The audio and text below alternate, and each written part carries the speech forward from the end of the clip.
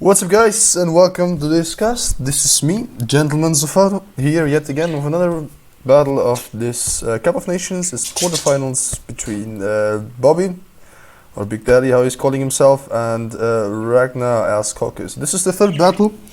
We're now on the fourth battle. We're now on a 2-1 score for Mr. Ragnar here. And let's see how this goes. So I'm just gonna go quickly over Bobi's build because Ragnar's already starting to move his horse archers around the flanks. So yes, we have 3 Galatian spears up front for Bobi. Pretty default standard Galatian spears. We have mercenary Syrian archers and Catholic slingers, 2 mercenary Syrian archers and 2 Catholic slingers. We have 4 Galatian legionaries here and 2 lay freemen plus 2 Galatian noblemen, which is a very interesting choice. And 2 mercenary capitulations, plus a few horse skirmishers, 2 horse skirmishers. Ragnar does have 2 horse archers and 2 horse archers, so 4 horse archers total. Well done.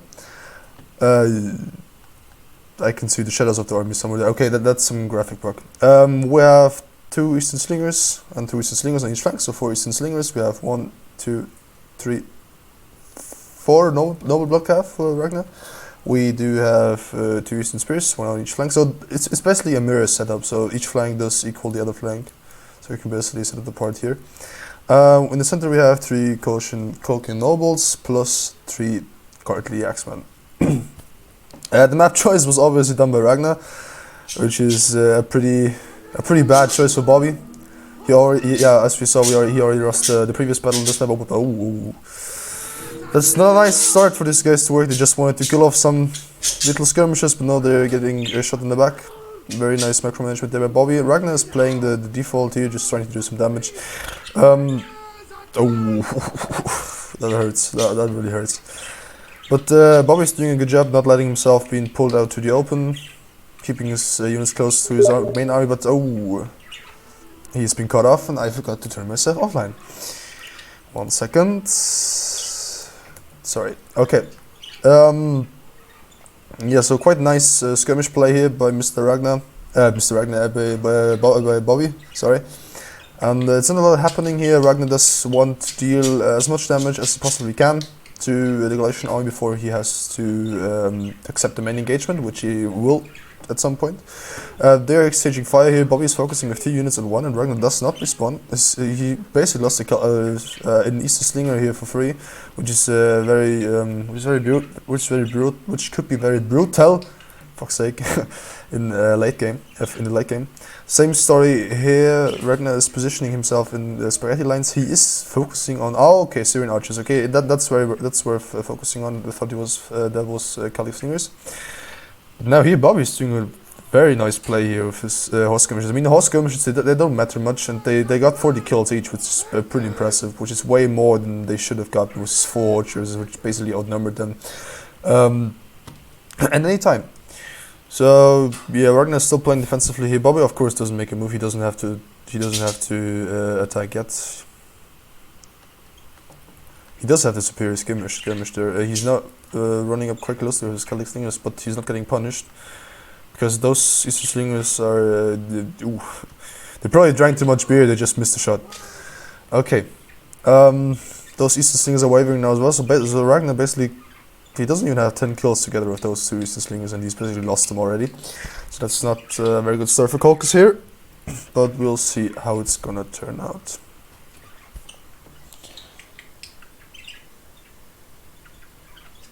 Yeah, that was because I had to finish some issues with my recording system. So yeah, my fault here.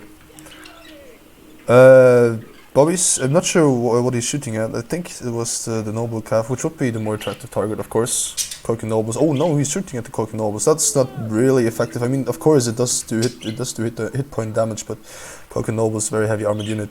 The horse archers there are still working around the flanks. Ragnar is setting himself up here for a little, let's say, Cannae style. You know, the Battle of Cannae, Rome versus Carthage. Here it's Caucus versus Galatia. Let's see if Bobi falls to the trap. If he just charges down and lets himself get flanked. We do have some lags here. We do have massive lags here. Holy shit. That's not nice to see. Yeah, and there's yeah. Hmm. Well, there's not much going on here at the moment. I mean, now Bobby's trying to snipe his Ragnar's general. If Ragnar doesn't see that, then he's kind of blind, to be honest, because the shots will take like a fucking minute to reach the target. Now he notices it. Now we're heading up a bit with the game speed. Finally, points have been turned off. And Ragnar's losing. Oh, sheesh, that's bad. That's really bad.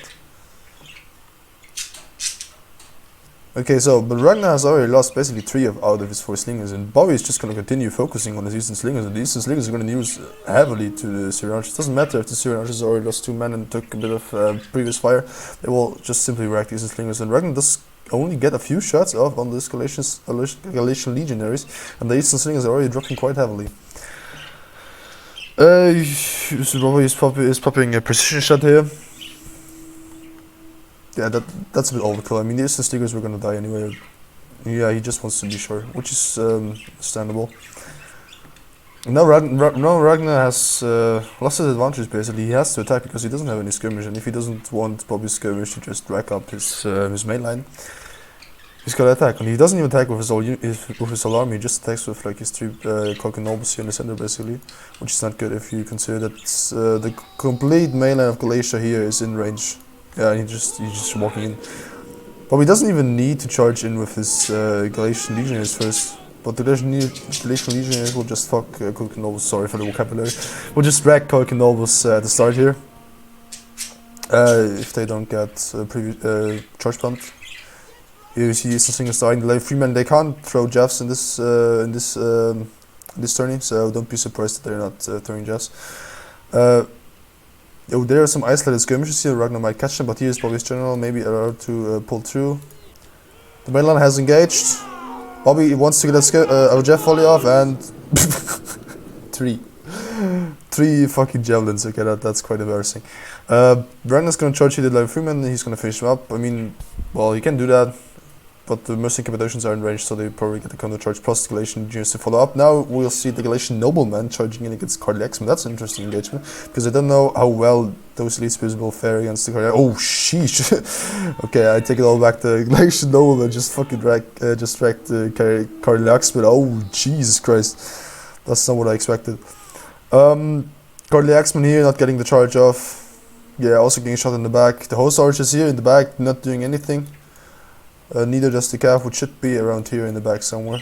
Especially your general should help here assisting. Is he? Oh, he's lower blood. Okay, then it wouldn't matter anyway. That much. The Cappadocians got in against the noble blood. They will win against noble blood, especially if Bobi realizes to pull in his Galatian nobleman there. Now he's getting off a second charge with his Cappadocians. It wasn't a good charge, but he's getting off a charge. Oh, holy shit! I'm speaking so fast. So guys, I gotta take a quick break as we see Galatian legionaries and Galatian spears getting double up. But oh, this could be a good charge. Remember, level 3 not able to throw Jeffs, and that's a nice charge. 70 kills on the charge. That's very good. Ragnar's keeping his horse archers there in the back for a late game, but he actually does need to get some damage in now because his mainline is dying pretty heavily. Now he's starting to recharge. Bobi doesn't move with his general. He does. He's already finished off the Cardley with only 13 men lost. That's impressive. Cardley here pulling out 2 versus 1, not really worth it because on the other stages of the mainline fights they are losing. Another decent charge here. Yeah, no, actually a very bad charge here from the Noble Blood. They got caught up somewhere. In general, did get a decent charge off, causes those Galatian legionaries to waver, but now the general of Bobi could get a chaff body off if he is doing right click. Bobi? No, he doesn't. Okay, so the general of Ragnar will get away for now. Now he's focusing on the Eastern Slingers, but again, those are just 41 and 34 Eastern Slingers. I mean, they can still do a lot of damage, of course, but they could have done way more if they were on full health. Now we have 1 free Cardiac Axemen basically, but now this is going to be dangerous. I mean, Ragnar does a good job in focusing down those Cappadocians because Bobi blobbed up quite heavily with his 2 mercenary Cappadocians, and Ragnar's going to abuse that. So there is actually a chance for Ragnar to pull this off, which is not what I expected initially. Now the Galatian Noblemen are getting focused down by 3 depleted slingers, and you see that they still get heavily damaged. Sorry, my English is not that good today. Yeah, Bobi doesn't really know what to do with his general at the moment. He moves him forward, but that one hell. Oh, nice charge here with the no bloods there, almost on full health. 52 men remaining, and now Bobi's trying to flank around. But the horse archers will just follow him. That's actually perfect horse archer play from the from Ragnar. Oh, poor ones, rip guys. I love you. I'll take care of your wives for you. Nah, joking, of course. Yeah, so Ragnar basically does only have cavalry left, a bit infantry. Those depleted Cardiaxmen will get finished off now, but I think his chances are quite low. He does need officially to finish off this mercenary liquidations as soon as possible. Then maybe the general, not maybe, of course, the general. And then he might have a chance. He's gonna finish off the skirmish pretty uninterrupted. Nice cheerfully there from the Galatian nobles, Galatian legionaries. Why he does charge in there is not, I don't understand that quite well. Ragnar's counter charging here of this noble blood unit. He will finish off the 2 units, and the Galatian spears had Jeff's left and pop counter tactics. So yeah, that's it. That's a GG. I think Ragnar's general even died there. Now he's getting shot. Now he's gonna die there for sure. Yeah, and Ragnar's gonna concede. No real chance left. He would have had a chance if his general wouldn't have died that miserably. I mean, you have to imagine, like, you're a general just racking up the kills, 152, and then you're just charging into some half-naked spears and they just rack you up. That's kind of bullshit. So we see here, Ragnar's skirmish didn't do anything, which is due to his, I would call it misplay, because he basically let Bobi focus his skirmishes one by one, which is kind of weird. The Coke Nobles didn't do much. I'm not a fan of Coke Nobles in this patch. I mean, the Galatian Legionnaires, of course, they're a very good unit, but they cost around 200 less, and they just completely wrecked the Coke Nobles. You see their kills there. That one got focused down, I think, but those kills were all against Coke Nobles, so they all got chevrons, and I mean, that one, 122, more than half health left, 2 chevrons, that's very nice. Cappadocians did decent, the skirmishers did very well for them being only 2, and Ragnar having 4 horse archers. The horse archers on that side did poorly. His cavalry did very well, especially those 2 units. The infantry did okay. I mean, the infantry did what infantry was supposed to do, hold, which they did, but Ragnar was just too slow with his skirmishers and his horse archers. So yeah, overall, victory for Mr. Big Daddy here, showing everyone who's the real daddy. It's a 2-2 now. There will be a final 5th game, and we'll see you then. See ya.